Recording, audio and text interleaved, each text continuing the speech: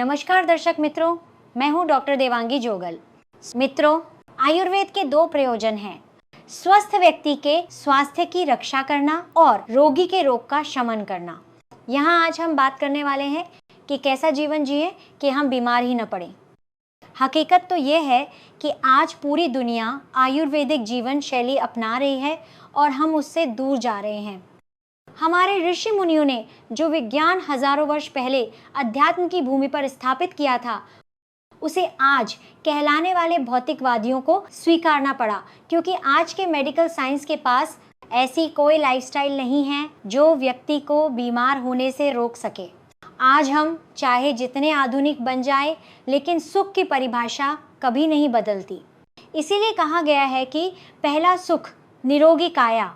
तो आज हम कुछ ऐसा जानेंगे जिससे हमें सच्चा सुख और निरामय जीवन मिल सके। आज हम आयुर्वेदिक दिनचर्या के बारे में विस्तार से बात करेंगे।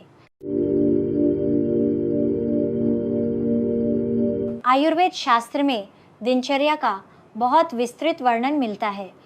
शायद अगर मैं वो वर्णन आपके सामने रखूं तो आप या तो वीडियो बंद कर देंगे या फ़ोन रख देंगे। जैसे कि रोज़ सुबह ब्रह्म मुहूर्त में उठना चाहिए, उठकर नीम का दातुन करना चाहिए। आप कहेंगे कि हम तो रात में ही आते हैं 12:30 बजे, तो ब्रह्म मुहूर्त में कैसे उठें? नीम का दातुन कहाँ से लाएं? लेकिन दोस्तों, अगर आयुर्वेद के सिद्धांतों को हम सिर्फ समझ लें तो धीरे धीरे अपने आप हमारे जीवन में ढल जाते हैं। तो चलिए दिनचर्या को आसान तरीके से समझते हैं। सबसे पहले ब्रह्म मुहूर्त में उठना चाहिए। सरल शब्दों में कहूँ तो सुबह जल्दी उठना चाहिए। सूर्योदय से 1.5 घंटे पहले के समय को ब्रह्म मुहूर्त कहा जाता है। भले ही हम 1.5 घंटे पहले ना उठ पाएं, लेकिन सूर्योदय से 10 मिनट पहले तो उठ ही सकते हैं, है ना?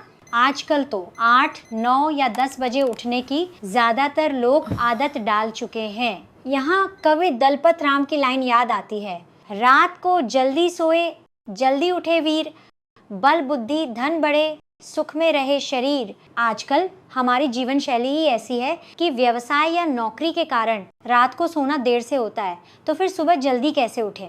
अगर जल्दी ना उठ सकें तो कोई बात नहीं, लेकिन कम से कम एक निश्चित समय पर और जितना हो सके उतना जल्दी उठने का प्रयास करना चाहिए। जो लोग नाइट शिफ्ट में काम करते हैं और रात भर जागना पड़ता है, उन्हें जितने घंटे रात में जागते हैं उतने ही घंटे सुबह सोने की आदत डालनी चाहिए। नींद पूरी होगी तभी शरीर स्वस्थ रह सकेगा। अक्सर हमने अनुभव किया होगा कि रविवार को छुट्टी के मूड में हम देर से उठते हैं, तो वह दिन सबसे आनंददायक होने की जगह सबसे आलसी बन जाता है।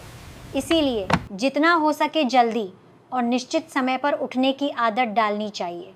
आप में से कई लोग ऐसे होंगे जिन्होंने वर्षों से सूर्योदय की दिव्यता का अनुभव ही नहीं किया होगा।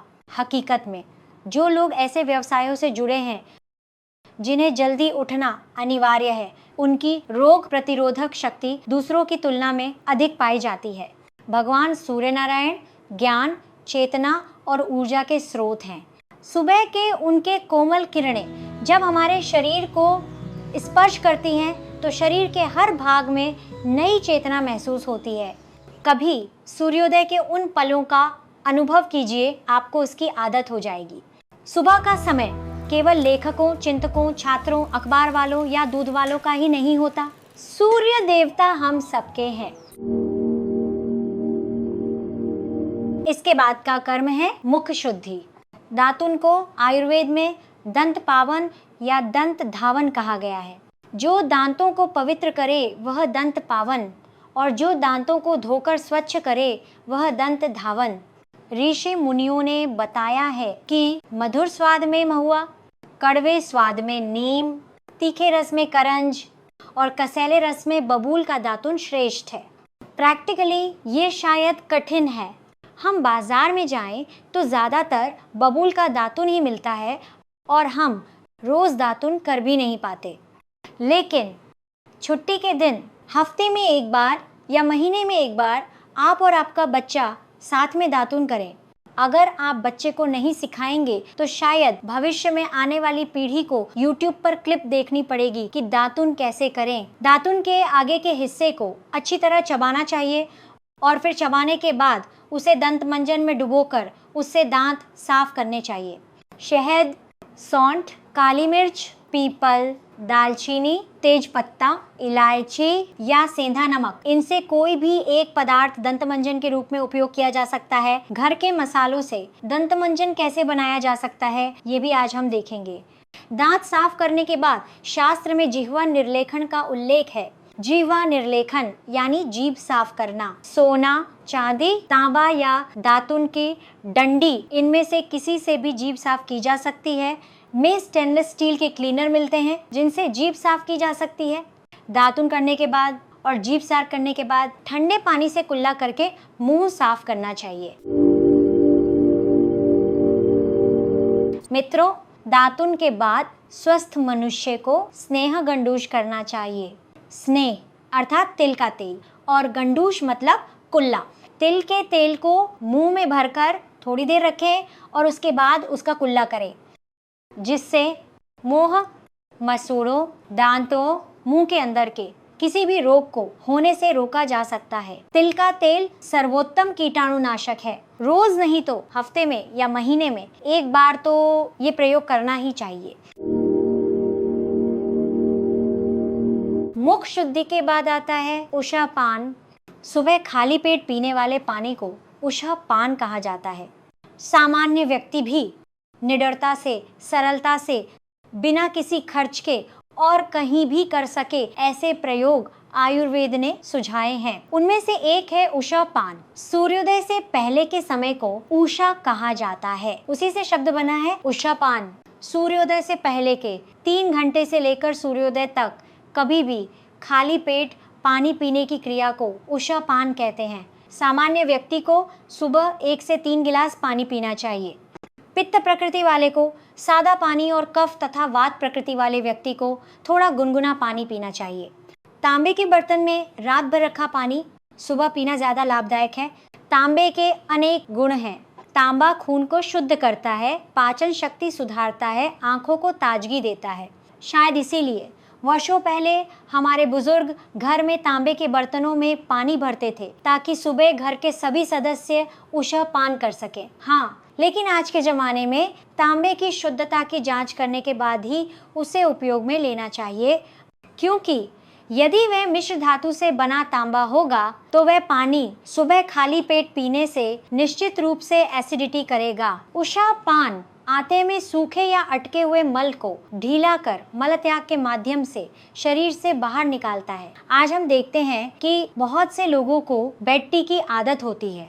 सुबह खाली पेट 1 या 2 कप चाय पीने से तुरंत मल शुद्धि हो जाती है। उसकी जगह सुबह खाली पेट उषा पान करना ज़्यादा असर कारक और समझदार रहेगा।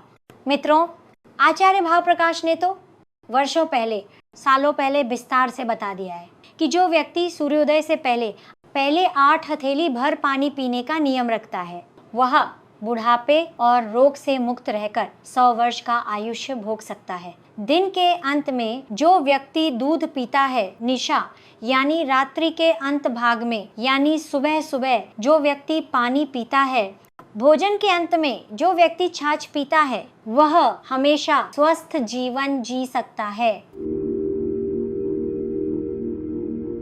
उषा पान के बाद आता है शौच विधि। सुबह के समय मल मूत्र का स्वाभाविक रूप से त्याग हो जाना चाहिए। यदि आपका सोने और उठने का समय निश्चित होगा तो आपका बायोलॉजिकल क्लॉक सेट हो जाएगी और तभी आपका मल त्याग का समय भी निश्चित हो सकेगा। मनीषा बहन अपने 3 साल के बच्चे को लेकर डॉक्टर के पास गई। डॉक्टर ने बच्चे की जांच की और पूछा, मनीषा बहन, आपका बच्चा आज शौच गया था? मनीषा बहन ने तुरंत बच्चे की ओर देखकर पूछा, बेटा आज तुम टॉयलेट गए क्या? डॉक्टर ने गंभीर नज़रों से मनीषा बहन की ओर देखा। तब मनीषा बहन ने जवाब दिया, डॉक्टर साहब मैं नौकरी करती हूँ इसलिए ध्यान नहीं रख पाती कि वो गया या नहीं। मित्रों, ये छोटी बात बहुत बड़ी सीख देती है। हर बच्चे को बचपन से ही निश्चित समय पर शौच जाने की आदत डालनी चाहिए ताकि भविष्य में उसकी सेहत बनी रहे। यदि आज यह आदत नहीं है तो भी धैर्य और लगन से यह आदत डाली जा सकती है। 15 दिन तक अपने बच्चे को निश्चित समय पर शौचालय में बिठाइए। 16वें दिन से वह व्यवस्थित तय समय पर शौच जाने लग जाएगा। शौच विधि के बाद आता है अभ्यंग। अभ्यंग का सामान्य अर्थ है मालिश। तिल के तेल को हल्का गर्म करके पूरे शरीर की मालिश करनी चाहिए। वात प्रकृति वाले के लिए तो मालिश सर्वोत्तम है। मालिश वृद्धावस्था को दूर करती है और रोग प्रतिरोधक शक्ति बढ़ाती है। मालिश व्यक्ति के शरीर को सशक्त, मजबूत और कोमल बनाती है। मोटे व्यक्ति को मालिश पतला कर सकती है और पतले व्यक्ति मालिश से मोटे हो सकते हैं। हाँ, रोगी और बुखार वाले व्यक्तियों को मालिश नहीं करनी चाहिए। मित्रों, मालिश के मामले में भी मैं कहूँगी कि रोज नहीं तो हफ्ते या महीने में एक बार तो मालिश अवश्य करनी चाहिए। अभ्यंग के बाद आता है व्यायाम। आयुर्वेद में कहा गया है कि शरीर आयास जननम कर्मम व्यायाम संगीतम, अर्थात शरीर में थकान उत्पन्न करने वाली क्रिया को व्यायाम कहते हैं। व्यायाम से शरीर को अनेक लाभ होते हैं। शरीर हल्का होता है, बढ़े हुए दोष घटते हैं और उत्तम स्वास्थ्य की प्राप्ति होती है। जो लोग नियमित व्यायाम करते हैं उनका जठराग्नि प्रज्वलित रहता है और वे किसी भी प्रकार का और कितना भी भोजन आसानी से पचा सकते हैं। मित्रों, अब आपका प्रश्न होगा कि व्यायाम कितना करना चाहिए। आयुर्वेद के महर्षियों ने बताया है कि बलवर्धक व्यायाम करना चाहिए, यानी अपने शरीर की शक्ति 50% उपयोग हो जाए तो वह श्रेष्ठ व्यायाम कहलाता है। इसके लक्षण कौन कौन से हैं? सिर पर पसीना आना, बगल या हाथ पैर में पसीना आना और मुंह का सूखना, ये सभी संकेत बताते हैं कि आपके शरीर की आधी ऊर्जा खत्म हो चुकी है। मतलब ये सारी निशानियां मिले तब तक एक्सरसाइज करनी चाहिए। आजकल के बच्चों का बचपन मोबाइल, लैपटॉप या फिर कंप्यूटर गेम्स खेलने में व्यर्थ होता है। बच्चों को मैदान में खेलने के लिए भेजना चाहिए और हो सके तो हमें भी उनके साथ जाना चाहिए।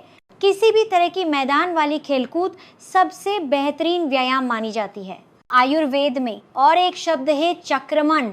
चक्रमण यानी कि वॉकिंग सबसे बेस्ट एक्सरसाइज है। इसीलिए अगर आप और कुछ नहीं कर सकते तो हर रोज आधा घंटा फास्ट वॉकिंग करनी चाहिए। ज्यादातर हम वॉक पे कब जाते हैं?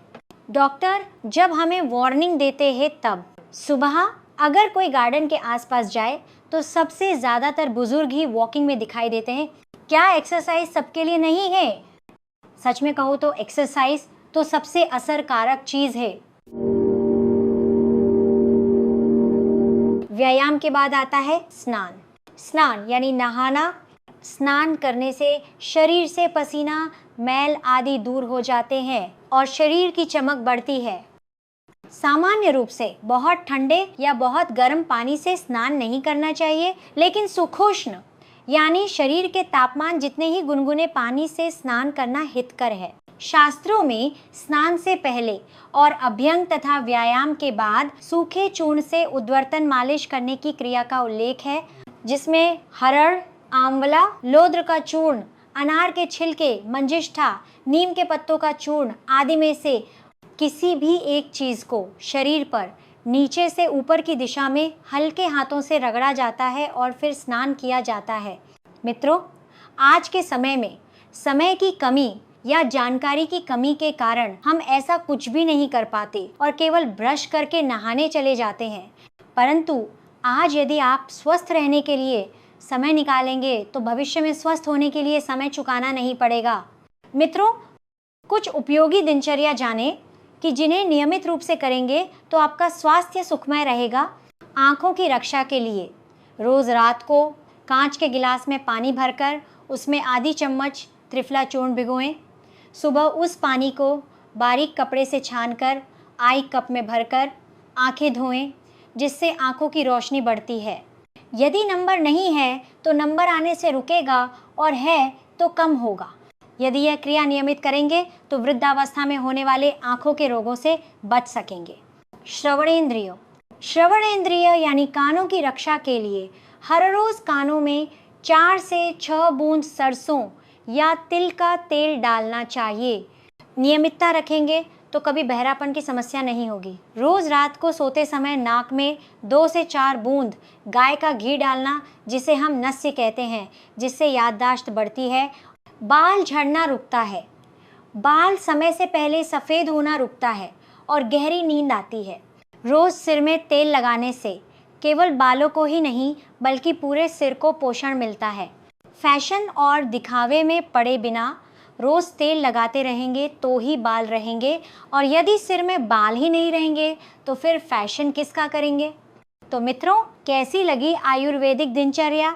अभी इसके अलावा ईश्वर उपासना, अंजन, वस्त्र परिधान, केश प्रसाधन, केश नख, लोम कर्तन, जीविका के लिए प्रयत्न, रत्नमाला धारण, दंड, पादुका, पगड़ी, छत्र धारण आदि का विस्तृत वर्णन देखने को मिलता है। हमें तो ये सारे शब्द सुनने में भी कठिन लगते हैं, तो सोचिए कि ऋषि मुनियों ने हमारे जीवन का कितना बारीकी से अवलोकन किया होगा कि जिससे उन्होंने संपूर्ण मानव जाति के लिए कुछ सिद्धांत बनाए।